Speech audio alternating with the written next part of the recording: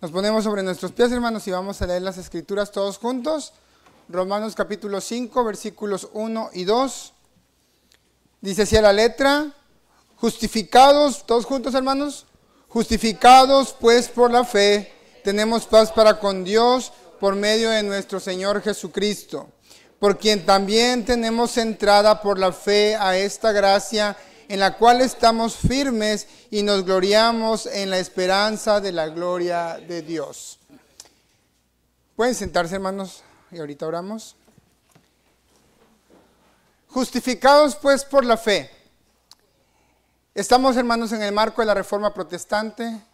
El día 31 de octubre del 2024 se están cumpliendo 507 años en que hombres valientes como Martín Lutero y otros prerreformadores ya habían enfrentado a la religión falsa, y Martín Lutero llegó a clavar sus 95 tesis en la iglesia de Wittenberg en Alemania el 31 de octubre de 1517. Una de las cosas que sacudió a Martín Lutero fue haber leído lo que el profeta Habacuc decía y que Pablo lo decía en su carta a los romanos: mas el justo por la fe vivirá. Y a menudo, hermanos, estamos viviendo en un tiempo donde hablar de las doctrinas de la gracia o del evangelio de la gracia, no sé qué tienen estas doctrinas que incomodan incluso a aquellos que se dicen ser cristianos evangélicos o cristianos creyentes en la Biblia. El movimiento reformado se ha convertido en un coco para muchos cristianos porque lo ven como algo rechazable, hermanos. Y ahorita vamos a ver en dónde entra esa aversión hacia el movimiento reformado, o porque creemos que las doctrinas de la gracia o el evangelio de la gracia pertenece al movimiento reformado o a X o Y denominación.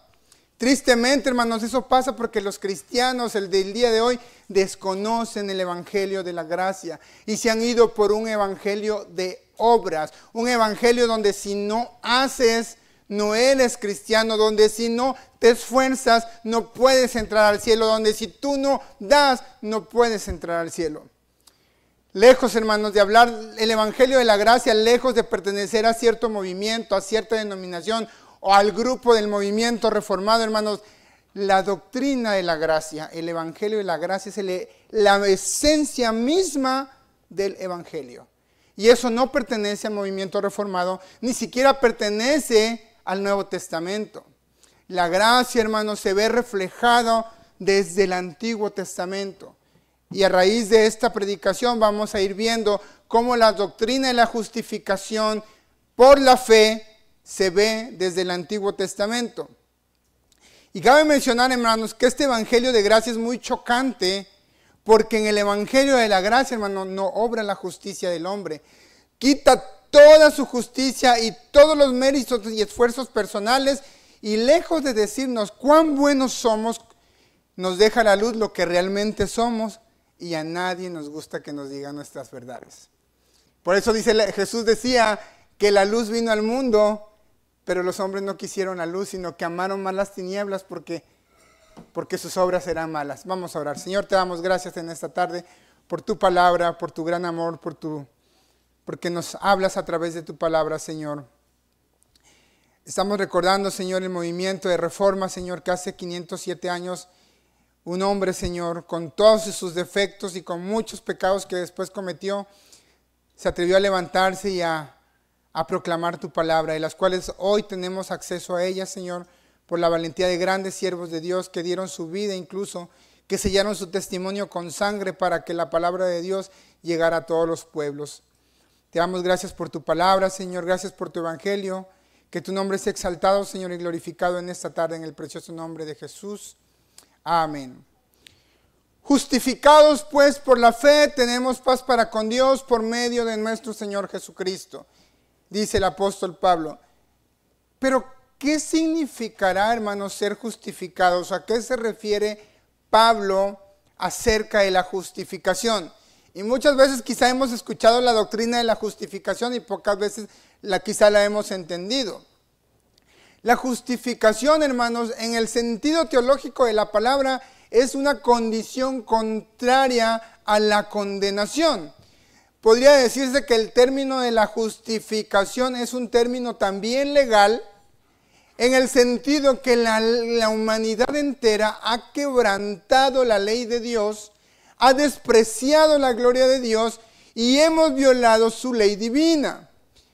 Cuando alguien, hermanos, en un país viola y quebranta las leyes, ¿en qué se convierte? En un delincuente, en un criminal que tiene una deuda con la ley que tiene que pagar. Pues nosotros, hermanos, al haber quebrantado la ley, al haber despreciado la ley de Dios, pues nos hemos convertido en criminales. Estamos en deudas con Dios y como criminales que somos merecemos pagar, tenemos una deuda enorme con Dios. Y mucho podrá decir por ahí, rasgarse sus vestiduras, ¿cómo así? Dijeran los hermanos colombianos, ¿cómo así? Que yo soy un criminal. Podría decir alguien por ahí, ¿por qué dices que yo soy un criminal? Yo nunca he matado a nadie, yo nunca he violado a nadie, no le he robado a nadie, me he portado bien. Es más, tengo una religión que cumplo cabalmente con mi religión. Soy una persona de noble corazón, no hago daño a nadie. ¿Por qué tendría yo que sentirme culpable? ¿Por qué tendría que yo considerarme a mí mismo una mala persona cuando toda mi vida he hecho lo contrario? Es más, he ayudado a los pobres siempre que lo necesitan. ¿Cómo te atreves a decirme que soy malo y compararme con un criminal? Hermano, no hay nada más chocante que el Evangelio de la Gracia. Porque el Evangelio de Gracia, hermanos, revela lo que en verdad es el ser humano. La religión durante muchos años te ha dicho, todos somos hijos de Dios. Con que te portes bien, con que hagas lo bueno, Dios te va a tomar en cuenta. Si te mueres, ahí vamos a rezar unos cuantos Ave María para que Dios te abra el acceso al cielo y Dios te concede el descanso eterno. Y luego, lo típico, cuando muere una persona, ay, es que era tan bueno. O sea, curiosamente, todos los que se mueren, ninguno era mala persona, todos van a estar en el cielo. Y cuando el Evangelio de la Gracia, hermanos, viene a decir, no, todo lo contrario, no, tú no eres buena persona, tú eres un criminal, tú estás en deuda con Dios, estás bajo ira de Dios, hermanos, de verdad tiene un efecto que a mí me sorprende, porque me ha pasado incluso con amigos que se dicen ser cristianos, se enfurecen de tal manera que me hace a veces recordar cuando Esteban estaba viendo la cara de los sacerdotes religiosos que hasta les crujían los dientes y le empezaron a aventar piedras a Esteban. Y estoy hablando de cristianos que dicen conocer el Evangelio, se ofenden o rápido dicen, ya te hiciste calvinista, que no tiene nada que ver con el calvinismo, hermano, nada que ver.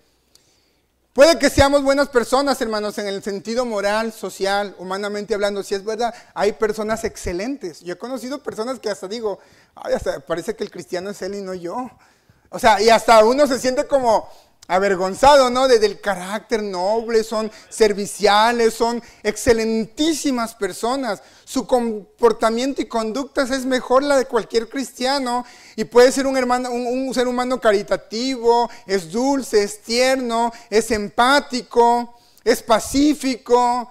Pero hermanos, a la luz del Evangelio de la Gracia o a la luz de la palabra de Dios, todo eso sin Cristo no es nada. Nada, nada, nada. Quiero que vaya, hermanos, a Isaías capítulo 64 y versículo 6. Y fíjese lo que la Biblia habla acerca de ese tipo de conductas que acabo de mencionar.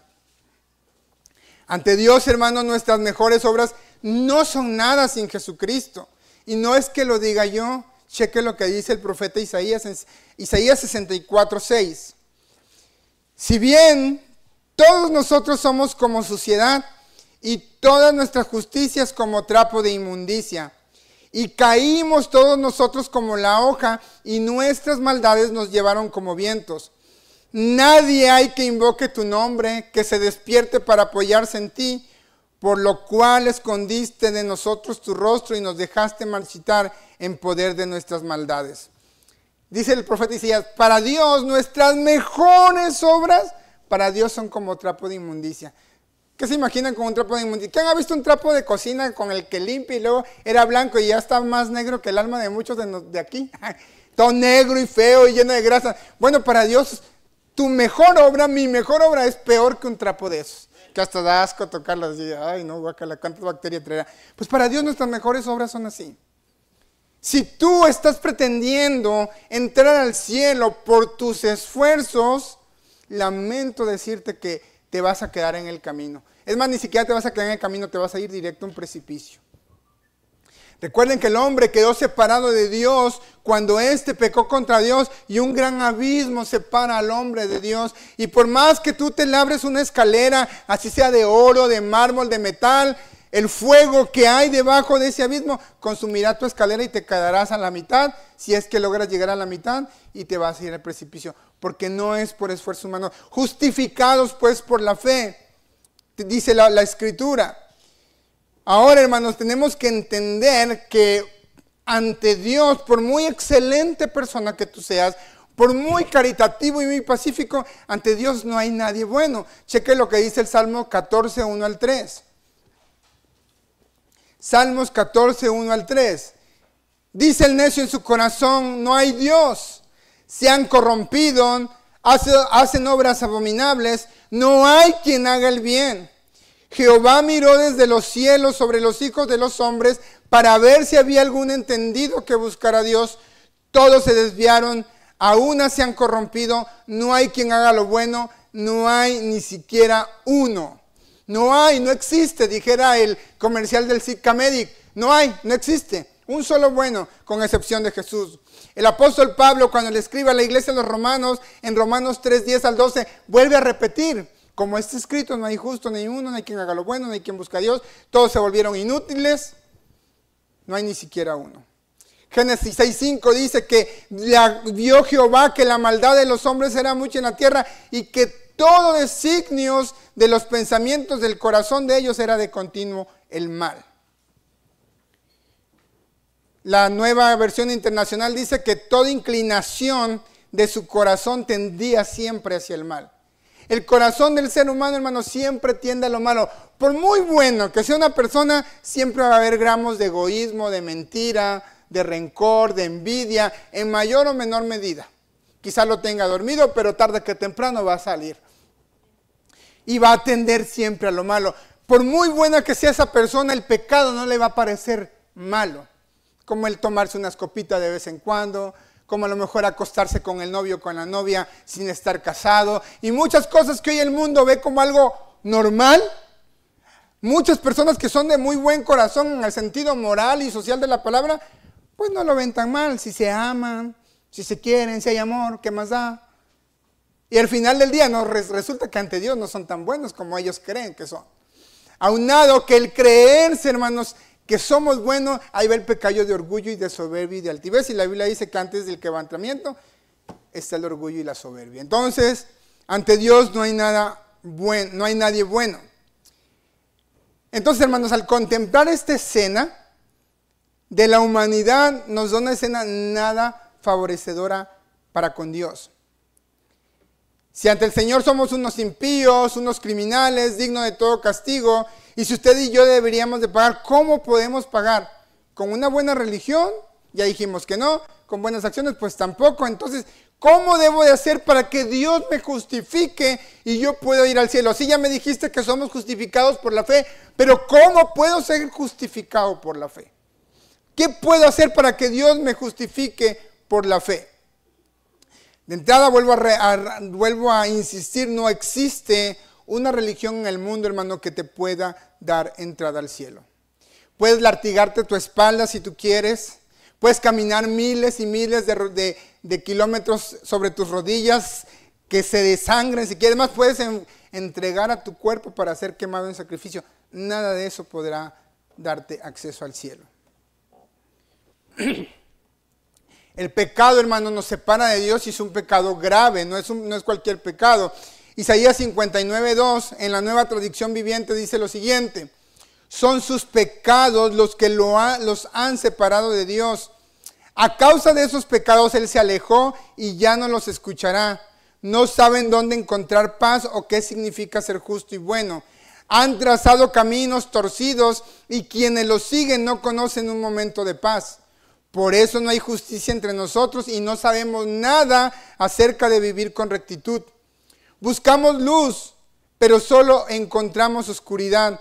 Buscamos cielos para encontrar el camino, como la gente que no tiene ojos. Hasta en lo más radiante del mediodía tropezamos como si estuviera oscuro. Entre los vivos somos como los muertos, pues nuestros pecados se han acumulado ante Dios y testifican en contra de nosotros. Así es, sabemos muy bien lo pecadores que somos, sabemos que nos hemos rebelado contra el Señor y también lo hemos negado. Le hemos dado la espalda a nuestro Dios, sabemos que hemos sido injustos y opresores, preparando con cuidado nuestras mentiras engañosas. ¿Qué descripción tan chocante pudiera dar el profeta Isaías para la humanidad sin Cristo? O sea, prácticamente nos están describiendo cómo realmente somos. ¿Cuál es la situación de nuestra naturaleza y el problema grave en que está metida la humanidad sin Cristo? Entonces necesitábamos ser justificados de esa condición. Si nosotros no podemos alcanzar la justificación por nuestros méritos, ¿qué debemos hacer? Pues ahí dice Romanos, ahí mismo da la respuesta: justificados por la fe. Ahora, hermanos, si hay esperanza, si hay un remedio, y es por la fe, pero por la fe en Cristo. O sea, ¿cómo? ¿Me estás diciendo que nada de mis buenas obras pueden justificarme? ¿Que nada de mi religión y nada de mi buena persona puede justificarme? Pero ¿estás diciendo que con solo creer en Jesucristo ya soy justificado? O sea, todo lo que yo hago no sirve, nomás tengo que creer sí y no. Y ahorita vamos a ir viendo a qué me refiero con sí y no. Primero, ya entendimos que nosotros no podemos salvarnos a nosotros mismos por nuestros propios méritos. Quiero creer que ya lo tenemos en claro. También quiero creer que tenemos en claro que no hay nadie bueno, con excepción de Dios. Fue Dios entonces, hermanos, quien tomó la iniciativa de llegar al hombre. El ser humano, hermanos, no está capacitado para buscar a Dios. Muchos dicen, ay, es que yo acepté a Cristo como mi Salvador. No, tú no aceptaste a Cristo. Cristo te adoptó a ti. Tú no querías nada con Dios, yo no quería nada con Dios. Dice el apóstol Pablo, no hay quien busque a Dios, no hay ni siquiera uno. Nos predicaban el evangelio y nos decían, y nosotros no queríamos nada con Dios. Tuvo que venir el Espíritu Santo, convencernos de nuestros pecados, y es ahí donde dice Efesios 2:1, y Él os dio vida cuando estabais muertos en vuestros delitos y vuestros pecados. Nadie de nosotros queríamos el evangelio. Aún naciendo dentro de la iglesia o en cuna cristiana, muchos veníamos a la iglesia porque los padres nos traían a la fuerza. No porque realmente queríamos las cosas de Dios. Porque nuestra naturaleza pecaminosa no quiere nada con Dios. Entonces Dios toma la iniciativa, hermanos. ¿Recuerdan cuando Adán y Eva pecaron contra Dios? Ellos no sabían que estaban desnudos antes de morder la manzana, como dice, no de morder el árbol de la fruta de la ciencia del bien y del mal. Ellos no sabían, hermanos, que estaban desnudos. Cuando obedecen la instrucción de Satanás y Eva muerde el fruto prohibido, se da cuenta que está desnudo. Y por primera vez sintieron vergüenza, culpa. Y Dios tuvo que intervenir. ¿Qué fue lo que hizo Dios en cuanto se dio cuenta que Adán y Eva pecaron? Les hizo unos delantales para cubrir su vergüenza y su desnudez. Y ahí, hermano, estaba profetizándose lo que a Dios haría para cubrir el pecado y la maldad de la humanidad que vendría después de Adán y Eva. ¿Y cómo lo hizo? Necesitábamos un sustituto. Necesitábamos a alguien que pudiera cubrir la maldad, el pecado que usted y yo habíamos cometido. Pero yo, ¿por qué si yo ni había nacido para ese entonces? Bueno, ya Dios nos había tenido en cuenta a todos los que nacerían después de Adán y de Eva. Isaías 53, capítulo 4 dice, ciertamente llevó Él nuestras enfermedades y sufrió nuestros dolores, y nosotros le tuvimos por azotados, por herido de Dios y abatido. Mas Él herido fue por nuestras rebeliones, molido por nuestros pecados. El castigo de nuestra paz fue sobre Él y por su llaga fuimos nosotros curados. Todos nosotros nos descarriamos como ovejas, cada cual se apartó por su camino, mas Jehová cargó en Él el pecado de todos nosotros. Le comentaba ayer a los jóvenes y le ponía la ilustración del corderito. Le decía yo al hijo del hermano Jesús, Juanito es el que se portó mal, pero quien la llevaba era un corderito. Sí, porque Juanito aventó la piedra, escondió la mano y ahora alguien tenía que pagar la maldad de Juanito. y quien la llevaba era un cordero. Recuerden que en el Nuevo Testamento eso ya era gracia, hermano. No crea que era un sacrificio así nada más porque sí. Ya ella era un cuadro de lo que había por venir. Muchos creen que la gracia es a partir del Nuevo Testamento. No, siempre ha sido por gracia. Desde Génesis siempre ha sido por gracia. Nunca ha sido por obras. Abraham creyó y le fue contada por fe. Le fue contada por justicia, dice la Escritura. Entonces el cordero sin defecto lo degollaban y era su sangre la que cubría la maldad del israelita que había pecado. Un cordero sin mancha tomaba el lugar para cubrir el pecado, pero como dice el autor de los Hebreos, la sangre de los toros y los machos cabríos no eran suficiente para cubrir el pecado de la humanidad. Tenía que haber un sustituto y ahí viene Jesús. Como dice el apóstol Juan el Bautista, aquí el Cordero de Dios que quita los pecados del mundo. Por eso dice el profeta Isaías, Jehová cargó en él los pecados de todo el mundo. Jesús fue el Cordero, hermanos, que fue sacrificado una sola vez y para siempre para cubrir los pecados de todos nosotros. Él fue el Cordero expiatorio o el Cordero que sustituyó el lugar que usted y yo merecíamos tener. Esa es la doctrina de la sustitución. Otro ejemplo, hermanos, que la Biblia nos revela en el Antiguo Testamento acerca de la justificación o de la gracia es cuando el pueblo de Israel celebra la Pascua, y eso usted lo puede encontrar en Éxodo 12. Dios les dijo que tenían que degollar un cordero porque iban a celebrar la Pascua, y ese día el ángel de la muerte iba a visitar al pueblo de Israel para matar al primogénito de todo egipcio. Todo aquel que pintara su dintel con la sangre de ese cordero se libraría de la muerte, hermano. Eso era la gracia. Ellos no tenían que hacer nada más que pintar, porque ni siquiera la sangre era de ellos, era de un animal que ni culpa tenía. Jesús, hermano, se hizo, dice la Biblia en 2 Corintios 5:21, al que no conoció pecado, por nosotros lo hizo pecado, para que nosotros fuésemos, ¿qué? Hecho justicia de Dios en él. O sea, para que Dios nos justificara a nosotros, por medio de Jesucristo, Jesús se hizo pecado. No que Jesús haya pecado, ojo aquí, Jesús nunca pecó. Por eso dice el apóstol Pablo, al que no conoció pecado, ni siquiera se halló engaño en su boca, Dios lo hizo pecado para usted, para justificarnos a usted, a mí. Qué dicha tan grande, hermanos, saber que usted y yo ya no tenemos que pagar esa deuda. ¿Cuántos de aquí alguna vez estuvieron endeudados con Coppel o con qué? Era un estrés y que la cuenta subía y subía y subía y ahí sí tenías que pagar. Y qué maravilla que viniera un riquillo, ¿sabe qué? No se preocupen, yo pago por ustedes. Ya no tienen ninguna deuda. Pues qué bonito se siente, ¿no? Pues ahora eso llévelo a la gracia, debe ser una satisfacción, una alegría, un gozo y una gratitud más grande, porque aquí no estamos hablando, hermanos, de una deuda terrenal, estamos pagando de una deuda eterna y que nos trajo salvación y que nunca se va a acabar. Porque la vida eterna, hermano, no empieza cuando usted se muere. Para el cristiano, para el verdadero Hijo de Dios, empieza desde el día en que usted cree.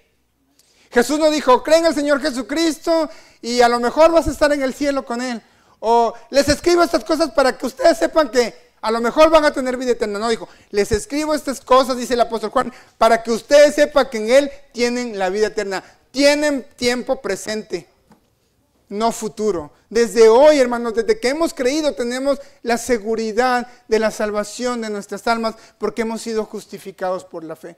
El día que nosotros muramos, el día que usted y yo partamos de este cuerpo, nuestra alma está asegurada con Cristo. Por eso el apóstol Pablo dice, si esta casa terrestre se deshiciera, tenemos una eterna en los cielos no hecha por manos humanas, dice el apóstol Pablo. Porque él sabía que la justificación te da esa seguridad, cosa que ninguna religión te puede dar. Todas te dicen, no, es que tienes que tener ciertos sacramentos, tiene que rezar no sé qué, tienes que ir casa por casa a tocar puertas y repartir muchas atalayas, y eso a ver si Jehová te da chance de entrar al paraíso. O tienes que andar de dos en dos, un güerito y un negrito, convenciendo a la gente y ofreciendo un libro. A ver si Dios te da, hermanos, un evangelio de obras. Y todas las religiones, ahí donde se vienen todos al precipicio. Todo muy bonito, empiezan aquí y de pum, se caen todas. Porque han rechazado la salvación que es únicamente por gracia. Dice el apóstol Pedro, en 1 Pedro 2:24, que fue Jesús quien llevó él mismo nuestros pecados en su cuerpo sobre el madero, para que nosotros, estando muertos a los pecados, vivamos a la justicia, y por cuya herida fuisteis sanados. Otra vez la justificación. Para que fuésemos justificados por medio de Cristo, Jesús llevó los pecados míos y de usted en su propio cuerpo. Y ahí mismo en 1 Pedro 3:18 dice, porque también Cristo padeció una sola vez por los pecados, el justo por los injustos, para llevarnos a Dios, siendo a la verdad muerto en la carne, pero vivificado en el Espíritu. Entonces, ¿cómo somos justificados? ¿Solo por creer en Él? Como decía, sí y no. ¿Qué conlleva el decir que creemos en Jesús? Significa que, pues yo ya creí en Jesús y ya vuelvo a las andadas y otra vez de antos, punchis con mi caguamita. No, hermano, eso no es creer en Jesús. Creer en Jesús, hermanos, para ser justificados por la fe, para ser justificados, eso conlleva un reconocimiento o un autorreconocimiento de nuestra propia incapacidad de salvarnos. El creer, hermanos, para ser justificados, dice Juan 3:16, para que todo aquel que en Él cree no perezca, sino que tenga vida eterna. Pero no se trata de decir yo creo de dientes para afuera, sino que lleva a ese reconocimiento de que yo soy un pecador, que no puedo salvarme a mí mismo, ni heredar la vida eterna por mis propios esfuerzos. Es reconocer y aceptar que soy enemigo de Dios, que soy digno de ira, pero estoy seguro, reconozco que necesito un Salvador. Necesito a alguien que me redima y que me ponga en paz con Dios y que me reconcilie con Dios, porque yo no puedo lograrlo por mí mismo. Eso es lo que es creer en Jesús. Hoy en día, hermanos, está muy de moda que todo el mundo es cristiano. Todo el mundo es cristiano porque dice que ya con una oración de yo te acepto como mi Señor y Salvador, ya Dios me salvó. Y eso es un falso evangelio, hermanos. La oración no salva. El que tú hayas repetido una oración y le hayas dicho al Señor que lo aceptabas como Salvador, no salva. Eso, miren, hermanos, un ejemplo de que muchos evangelistas tienen cruzadas en los estadios. 5,000 personas aceptaron a Cristo. Y como decía el pastor en la mañana, sí, pero ¿cuántos de esos son discípulos? O como decía el pastor también, vas, tocas la puerta, y yo lo vi cuando salíamos a ganar almas, de que, sí, eso es de un pecador, no, sí, bueno, ore conmigo, Señor, yo te oro, y ya aceptó a Cristo, y ya le apuntaba aquí. Números, esos son números, y los números no sirven, hermanos. ¿Cuántas veces realmente hicimos discípulos? ¿Cuántas de esas personas que les hicimos repetir una oración están en la banca de la iglesia hoy? No fueron justificados por la fe porque creemos tristemente que el ser justificados por la fe es repetir una oración que a veces no tiene ningún sentido. Es como rezar un Padre Nuestro. Pues mejor grábaselo, hermanos. Ahí pone la grabadora y que esté repitiendo. Creer en Jesucristo, hermanos, es reconocer nuestra incapacidad de salvarnos y reconocer que Él es Dios y yo soy simplemente polvo. No puedo lograr por mí mismo mi autosantificación, mi autojustificación, mucho menos salvarme. Reconocer a Jesucristo como Señor y Salvador personal tiene evidencias, y eso lo vamos a ver ahorita. Dice Juan 1:11, a lo suyo vino y los suyos no le recibieron, mas a todos los que le recibieron, a los que creen en su nombre, les dio potestad de ser hechos hijos de Dios. El apóstol Pablo, hermanos, declara que creer en Jesús o reconocer a Jesús es de la siguiente manera. Lo voy a leer en la Nueva Traducción Viviente. Si declaras abiertamente que Jesús es el Señor y crees en tu corazón que Dios lo levantó de los muertos, serás salvo. Pues es por creer en tu corazón que eres hecho justo ante los ojos de Dios, y es por declarar abiertamente tu fe que eres salvo. Creer en el corazón, hermanos, lleva una evidencia de que has sido justificado por la fe. Como dice el apóstol Pablo en Colosenses 2:13, ustedes estaban muertos a causa de sus pecados, y porque aún no les habían quitado la naturaleza pecaminosa, entonces Dios le dio vida con Cristo al perdonar todos nuestros pecados.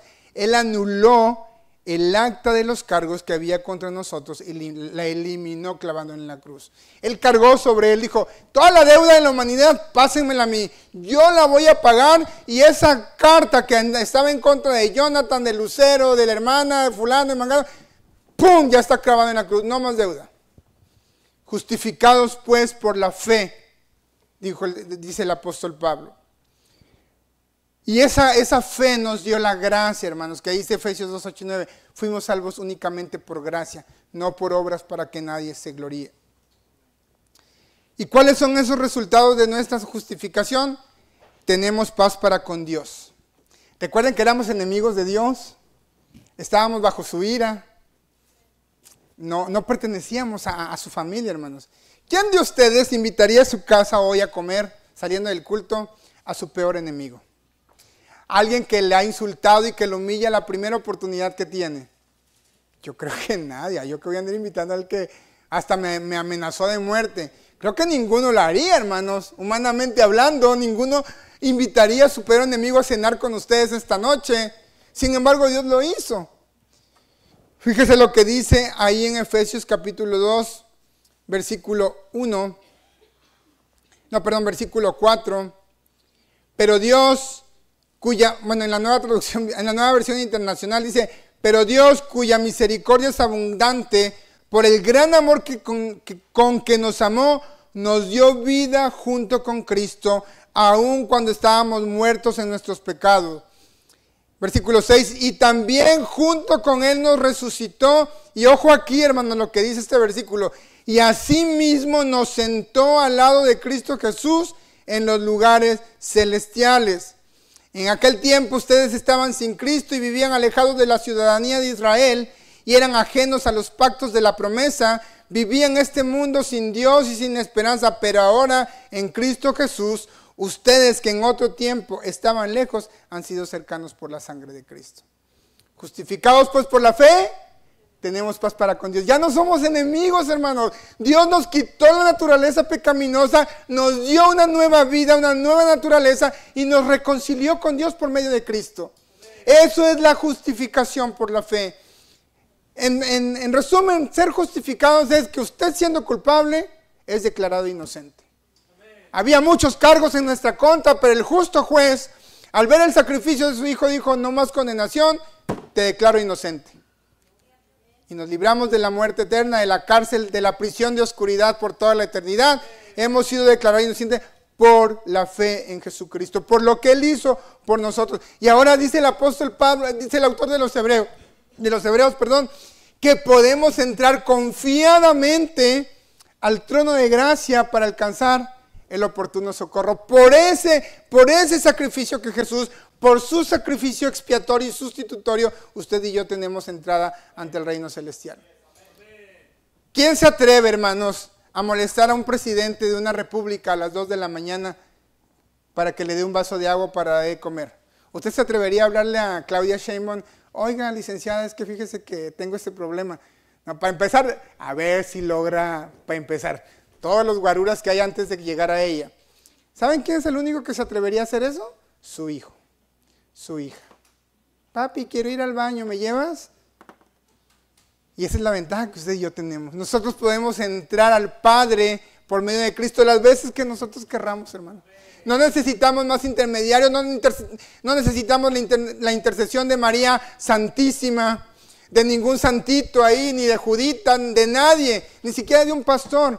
Tenemos al sumo sacerdote, que es Cristo nuestro Salvador, y por medio de Él tenemos entrada a ese trono celestial. Cuando Jesús estaba clamando, Padre, todo ha sido consumado, el velo del templo se rasgó en dos, y eso significaba que usted y yo podríamos entrar confiadamente al trono de la gracia. Justificados pues por la fe, tenemos paz para con Dios por medio de Jesucristo. Él nos justificó. ¿Y cómo aplica esa justificación a nuestras vidas?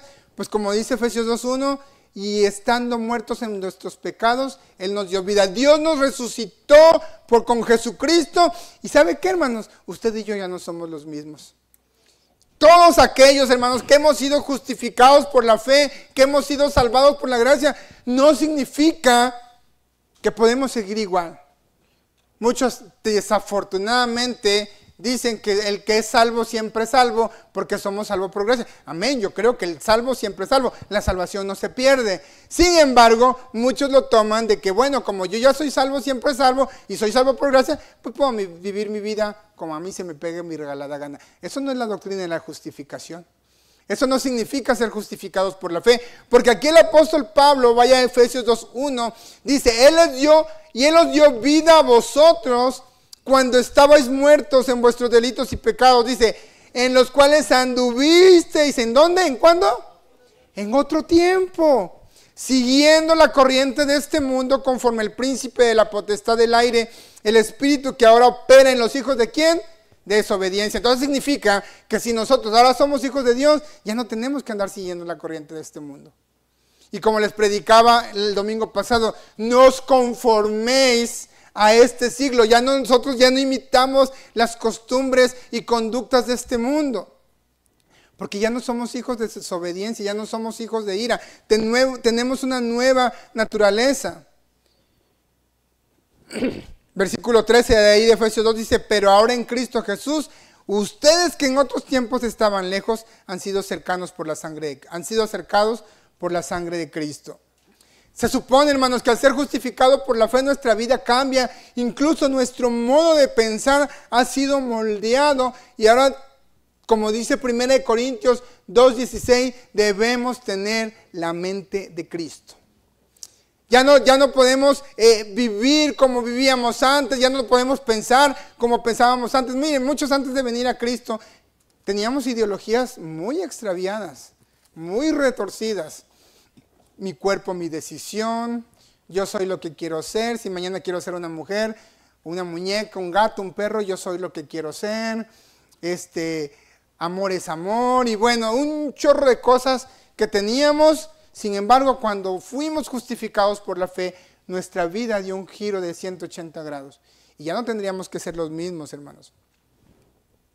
Ahora, ¿cómo puede saber usted que ha sido justificado por la fe en Cristo? Porque ahora pecar duele. Porque ahora pecar ya no es cualquier cosa.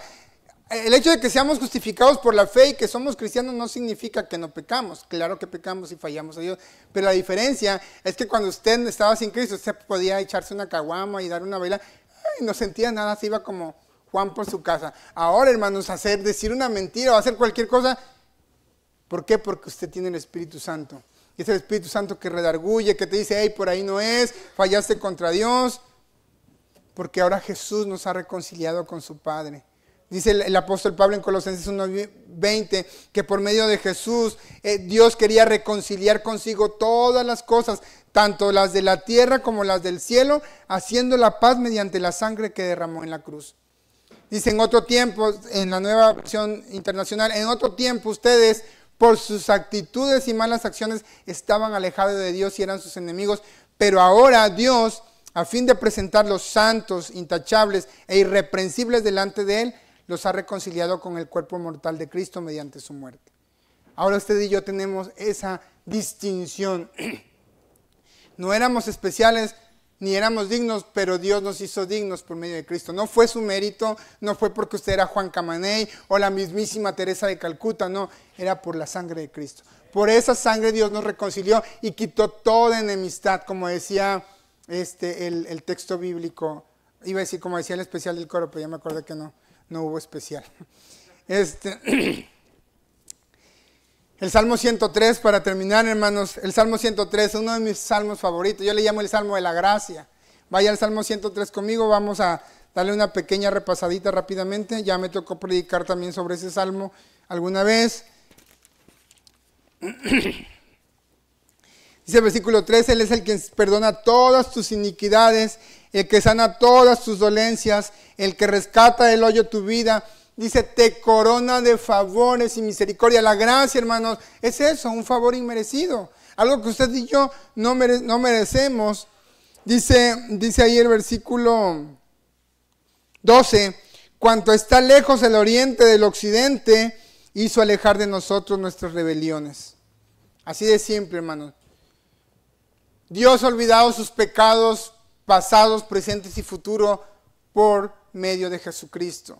Y nos ha justificado por medio de Él. Y por medio de Él tenemos paz para con Dios por medio de Cristo. ¿Y cómo aplicamos esa justificación, esa gracia en nuestra vida? En nuestro diario vivir. Viviendo como Cristo quiere. Le compartí a los muchachos ayer, durante la época de la Reforma Protestante, hermanos, los primeros reformados tenían un saludo muy peculiar entre ellos. En vez de decir Dios te bendiga, su saludo era Coram Deo.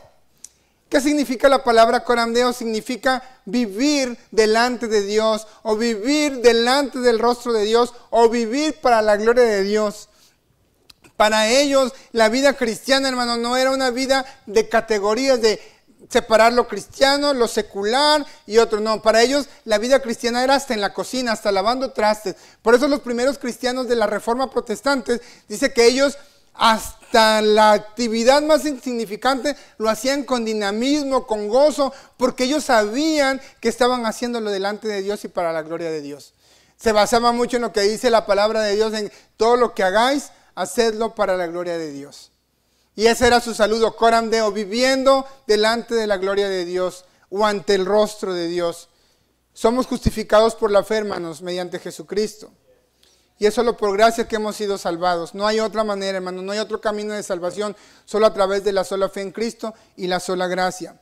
Y hoy en día, si usted realmente, hermanos, ha creído en Cristo, tenga la plena seguridad de que su alma está asegurada y no porque usted lo merezca, sino que siendo culpables, hermanos, Dios nos ha declarado inocente. Justificados, pues, por la fe, tenemos paz para con Dios por medio de nuestro Señor Jesucristo.